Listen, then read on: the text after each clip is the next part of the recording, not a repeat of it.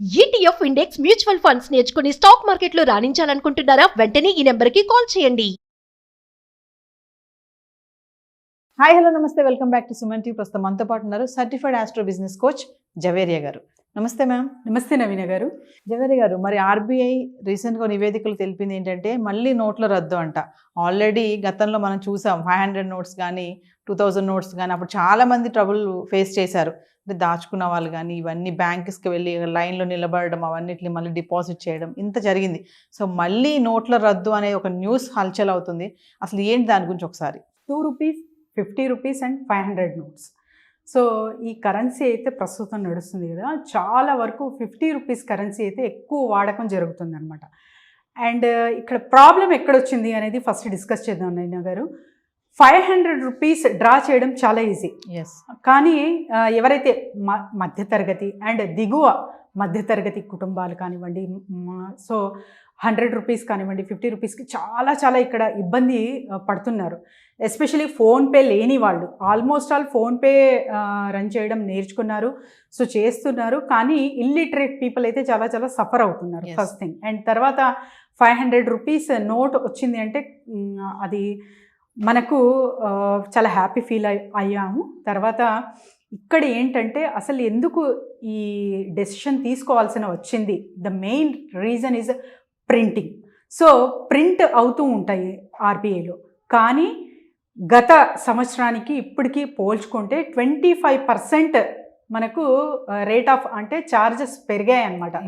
ఏదైతే cost printing cost ఉంటుందో almost 25% ఎక్కువ అయింది నవీన గారు.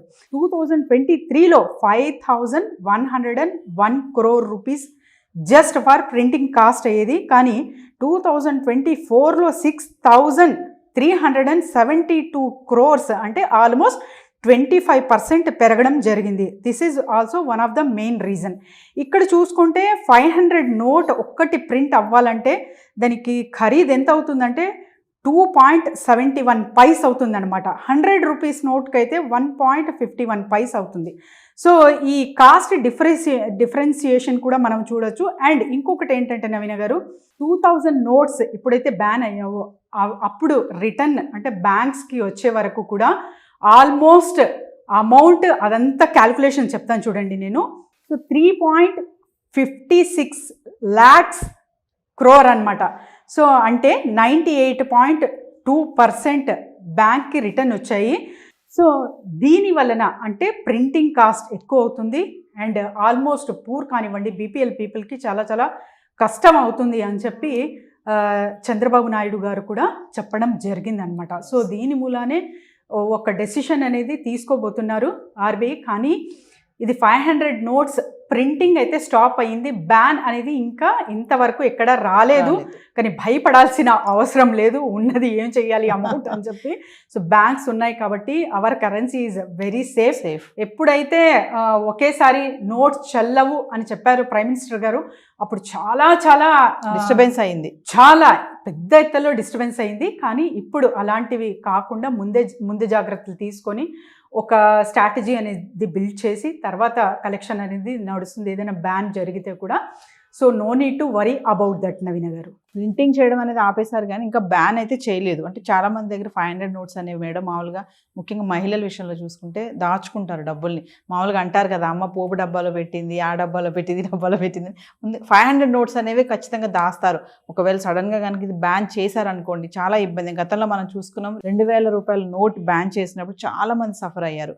సో ప్రస్తుతం ఇప్పటివరకు అయితే ప్రింటింగ్ ఆపారు కానీ అంటే మన నోట్ మనకి సేఫ్ అని అనుకోవచ్చు అంటారా? ఆల్మోస్ట్ అండ్ అబ్సల్యూట్లీ నవీన గారు సేఫ్ అని అంటాను నేను. ఎందుకంటే అప్పుడు హడావిడిగా తీసుకున్న డెసిషన్ అది. అండ్ ఇప్పుడు అంటే కాన్సిక్వెన్సెస్ ఏదైతే చూసామో ఇప్పుడు రిపీట్ అవ్వవు. ఒక స్ట్రాటజిక్ బిల్డ్ చేసే తర్వాత చేస్తారు కాబట్టి no need to worry about that. ఒక్క రూపాయి కూడా వేస్ట్ అవ్వకుండా గవర్నమెంట్ అయితే ఖచ్చితంగా డెసిషన్స్ అనేవి తీసుకుంటుంది. సో భయపడాల్సిన అవసరం అంతకన్నా లేదు. కానీ కరెన్సీ మరి మారుతుందా, లేకపోతే చిన్న నోట్లు అంటే 100 రూపీస్ నోట్ కానివ్వండి, ఇంకా ఇతర ఏదైనా కాయిన్స్ రూపంలో వస్తుందా అనేది వేచి చూడాల్సిందే నవీన గారు. Thank you ma'am. Thank you.